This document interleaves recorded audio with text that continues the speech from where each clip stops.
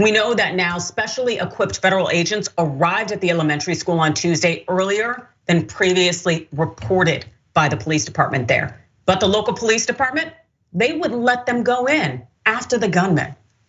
This is what we know from the New York Times. The agents from Border Patrol and Immigration and Customs Enforcement, ICE, arrived at some point between 12 and 12:10, according to the officials, which is far earlier than previously known. But they didn't breach the adjoining classrooms of the school where the gunman had locked himself in until a little bit before 1 p.m.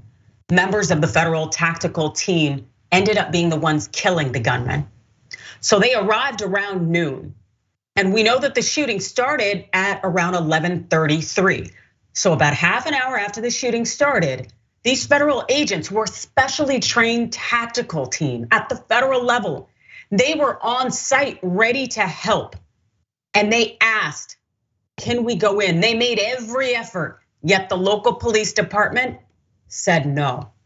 The federal agents reported that they arrived to a scene of chaos. People pulling children out of windows while the local police, carrying only handguns and a few rifles, were trying to secure a perimeter, according to one official who, like the others, spoke on the condition of anonymity to discuss an ongoing investigation. The federal officers had driven up from the Mexican border, one official said. The official said it was not clear to the federal agents why their team was needed and why the local SWAT team did not respond. That's right, as many of you have seen online, there's a picture circulating of the Uvalde local SWAT team holding big AK-AR, big light guns that you would think would be quite helpful in this situation. And this very, very trained team, local law enforcement, is not there. Why? Because that on-site department head essentially said, no, we don't think it's an active shooter situation. We don't need them. So nothing was done. So again, even though federal law enforcement that was trained specially was on site, local police, who we know weren't following the active shooter protocol and did not engage their own SWAT team, told these specially trained agents to stand down. It truly makes no sense, not just to me as a civilian, but also to these officers. Because this is what we know from the New York Times. The Border Patrol and ICE agents did not understand why they were left to wait, according to the official. Eventually, the specialized Border Patrol team went into the building. And we know what happened when they were finally able to do what they had been trained to do. They went in and they killed that gunman.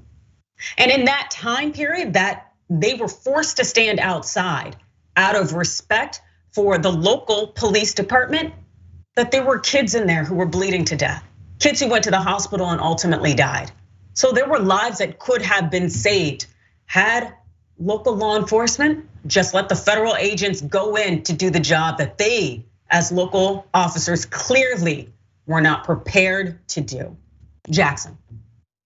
I think that the police department should have the pantsuit off of them by everyone from all around the country. I think that they need to absolutely pay for their lack of action. And also, I think that this goes to show the importance of local elections, because a lot of the people in charge, whether it be defense attorneys, sheriffs, there's so many people that get voted into these positions. So I think that, and one of the things I talk about all the time is that it's time for us to put more of the responsibility into our own hands and get more active in our communities in any way that we can, not just showing up at the polls, but just by being leaders and being responsible for our own communities, because moving forward, it's going to take a lot more from the general public than it ever has.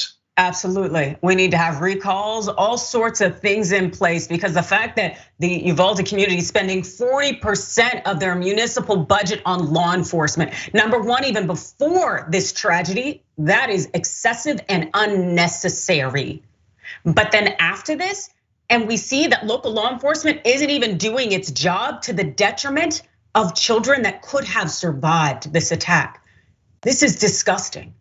If Texas and the rest of the country won't do anything about guns in the hands of civilians, it can at least start pouring resources into the civilian communities where it's education, where it is helping people out with mental health, where it is providing stable jobs, providing opportunities to people, as opposed to pouring into the budgets of law enforcement who are not stopping crime, preventing crime, or even in this case, saving lives.